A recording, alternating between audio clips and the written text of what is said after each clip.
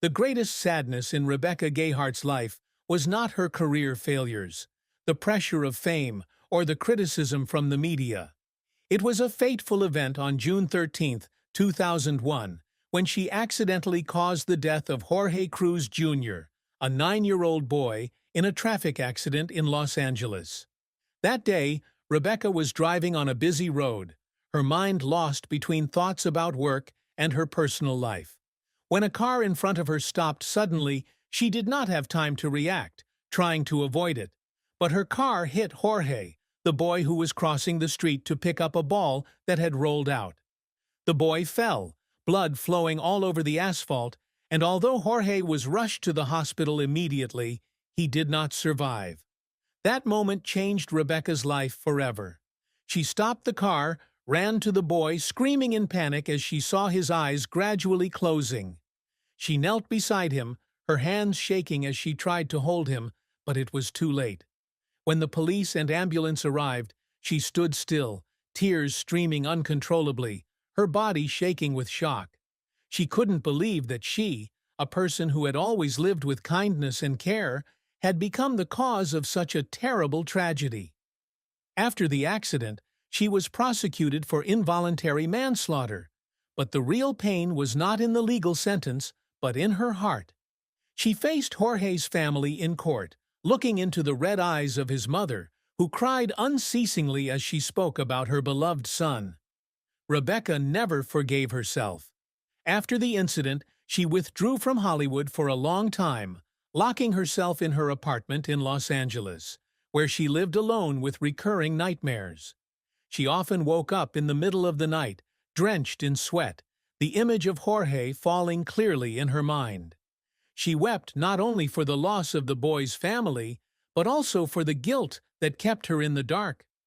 She visited Jorge's grave on the anniversary of his death, standing silently in the rain, whispering an apology she knew he would never hear. The sadness never left her. It became a part of her, a mental scar she carried with her for the rest of her life. Rebecca Gayheart's career has been a long journey filled with sweat, tears, and memorable moments of glory. Born into a middle-class family in Hazard, Kentucky, she grew up surrounded by winding back roads and clean country air. Her father was a coal miner, her mother a clerk at a local grocery store, both working hard to support her and her 4 children. She loved acting from a young age, often standing in front of her bedroom mirror, practicing lines from movies she watched on the family's old TV. At the age of 15, she began participating in local beauty pageants, and with her striking beauty and radiant smile, she won the title of Miss Hazard, opening the door to the entertainment world. In 1989, at the age of 18, Rebecca left Kentucky for New York to pursue her dream of becoming an actress. She worked as a commercial model to earn money to support herself, appearing in campaigns for Noxzema and famous cosmetic brands. With her deep blue eyes and golden hair, she quickly attracted the attention of producers. In 1992, she had her first role in the series Loving, a turning point that brought her to Hollywood. But real success came in 1996, when she took on the role of Antonia Marchette in the hit series Beverly Hills 90210. This role not only brought her fame, but also affirmed her acting talent to a global audience. The late 1990s were Rebecca's heyday.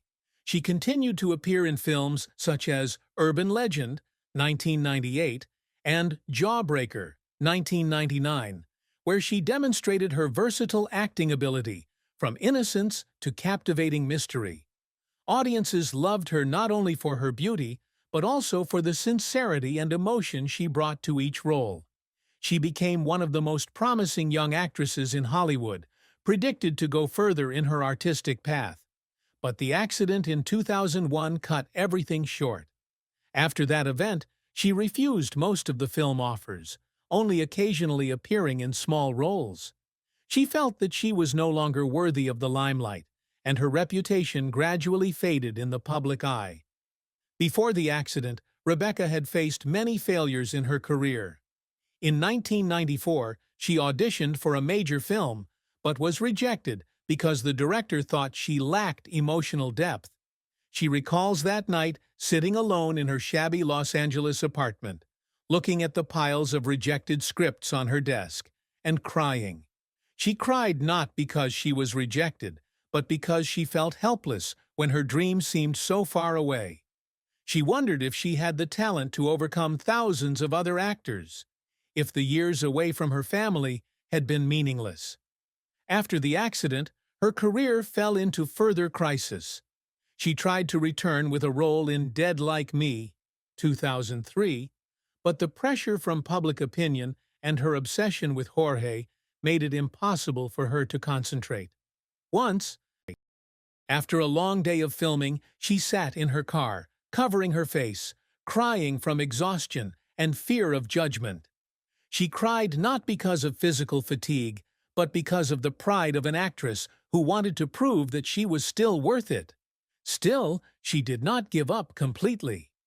In 2019, she appeared in a small role in Quentin Tarantino's Once Upon a Time in Hollywood, a small attempt to regain her self-confidence.